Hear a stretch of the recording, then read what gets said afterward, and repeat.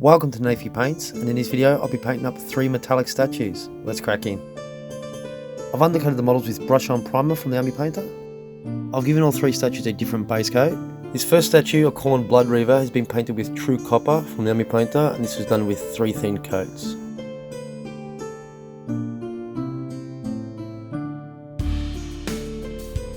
This second statue is a Stormcast Eternal Liberator.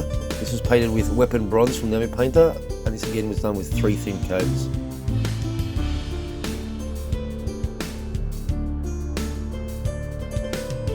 And the Liberator Prime is painted with Retributor Armour from Citadel, and this is 2 thin coats and clearly the best of the 3 metals.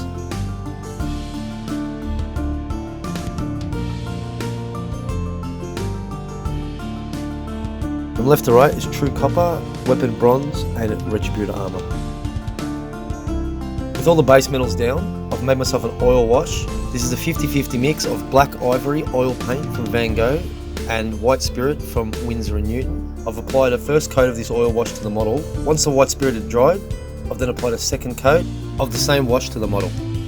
And I've applied this same wash to all 3 models.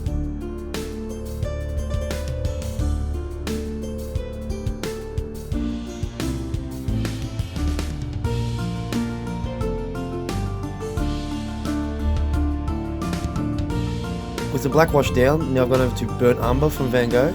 For this mix, I've added just a little bit of White Spirit just to help the paint flow over the model. And instead of washing the entire model, I've placed it in areas where I think dirt and grime might build up over time. And again, I've applied the Burnt Umber to all 3 of the models.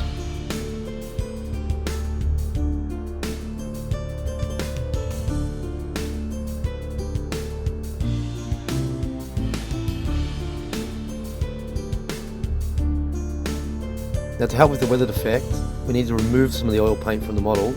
Dip the cotton swab in a little bit of the White Spirit and just gently wiping and rolling the cotton swab over the model. With this section you want to go slowly and not press too hard, as you can tear off the paint.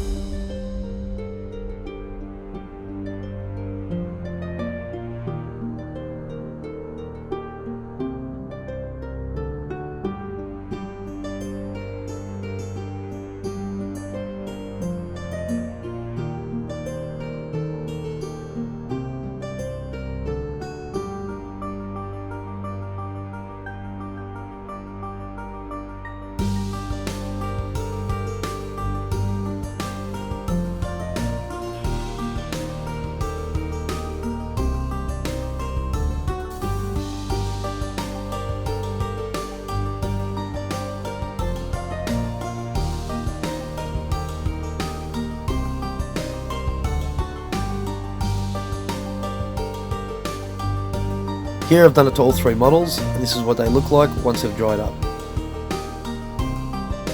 To seal those oil paints in, I've sprayed them with Mr. Super Clear's matte varnish. Now, to give each statue that really bronze and aged appearance, I've changed the paint to Van Gogh's Permanent Green. For each statue I've gone for a different mix of Permanent Green and White Spirit, just to vary up the results at the end. So the Liberator Prime here, I've gone with pure Permanent Green with barely any White Spirit mixed into it, and I've painted this over the entire model.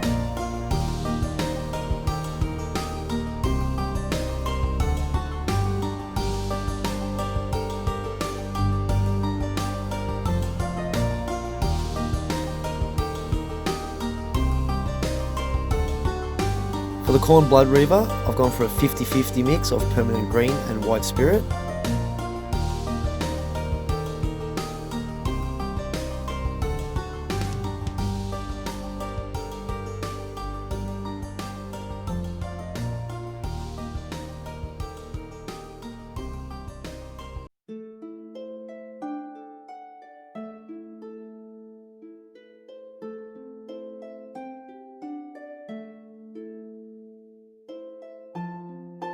And for the standard Liberator, I've gone for a mix of 30-70 Permanent Green to White Spirit.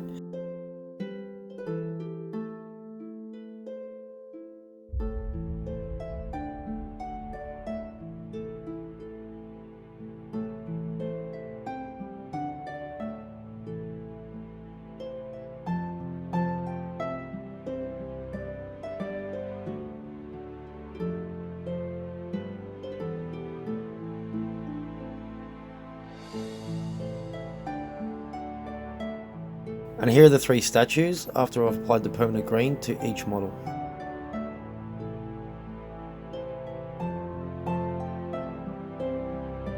Now going back to the cotton swab and white spirit, I'm just cleaning up the permanent green a little, trying to leave as much as possible in the recesses of the model.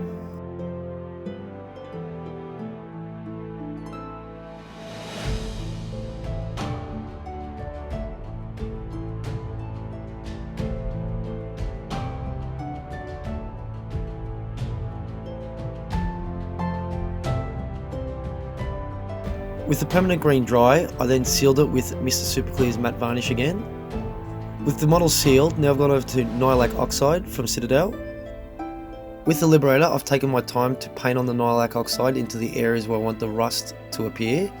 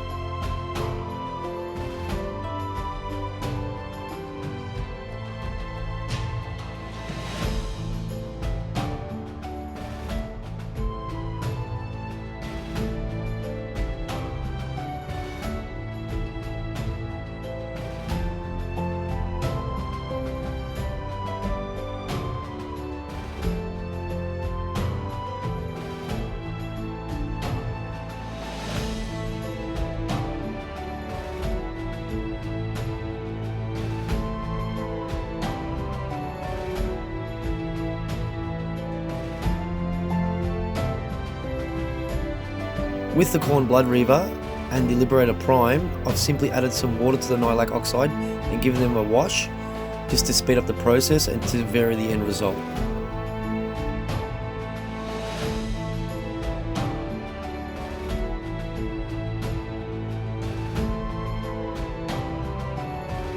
Here are the 3 models after I've applied the Nihilak Oxide. You can see there's slight differences with the one on the left, the Liberator, which I hand painted, and the other 2 I just washed. With the Blood Reaver, I've given it a wash of oiled earth from Vallejo. This is straight from the pot. This was applied to help darken up the statue.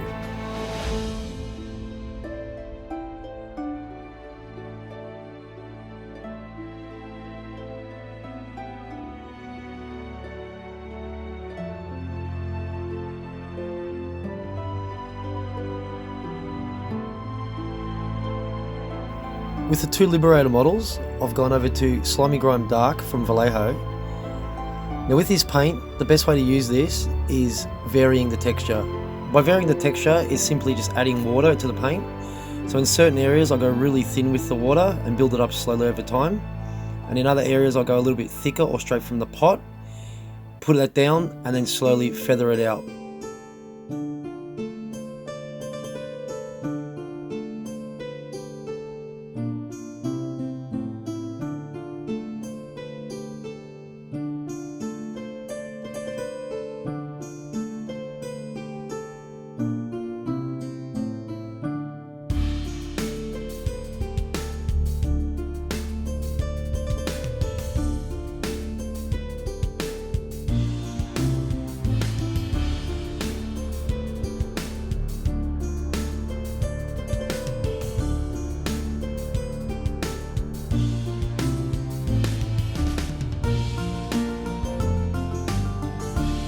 The next colour is Slimy Grime Light from Vallejo, and just like the dark, I've applied it in the exact same way. The best thing I can suggest to do with the 2 colours is have the dark as a base coat with the light inside the dark, and this will make it look like the moss is a little bit drier and older underneath and a little bit fresher and vibrant on top.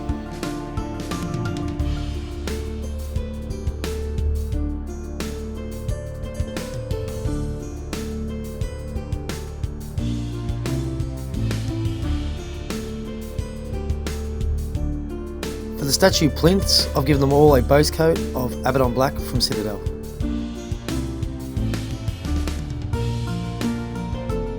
Once the Abaddon Black was dried, I've then dry brushed the stone.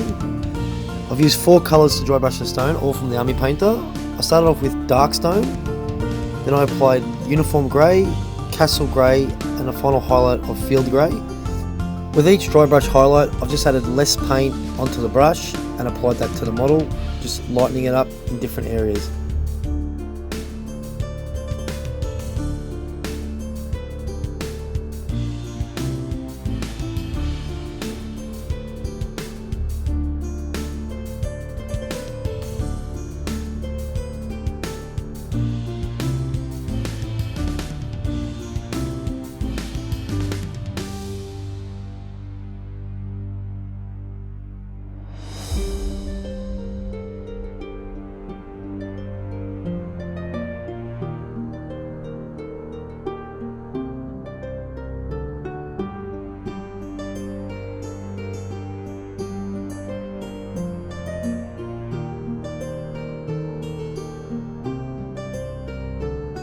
The same as the metallics on the statues, with the plinths, I've gone with a base coat of Slimy Grime Dark from Vallejo. I began with quite a watery mix just to map out where I wanted the moss to be, and over time with a few coats I've just built up the darkness of the grime. Again, not in all areas. If you look at real moss, some parts are darker, some parts are lighter, so just keep that in mind when you're doing this.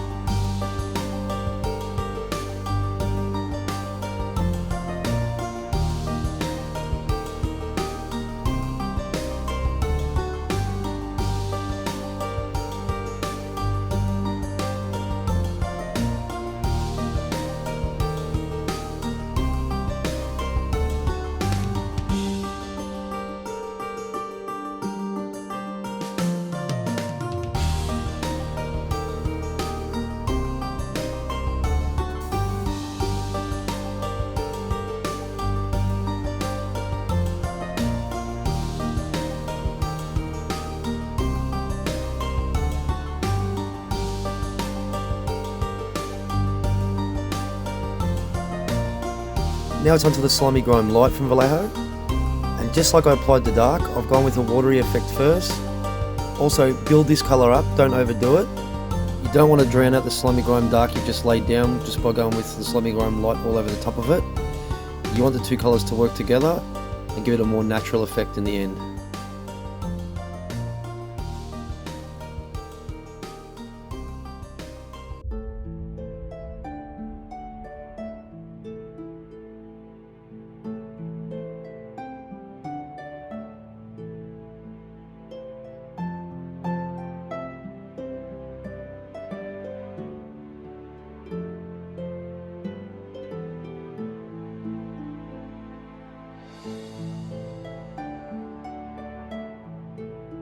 The final colour for the statues is Moss and Lichen from Vallejo. Now I've only used this on the plinth of the Liberator and the Liberator Prime, and I've also gone over the metallic of the Liberator Prime. With this paint, I've found that you've really got to build it up slowly.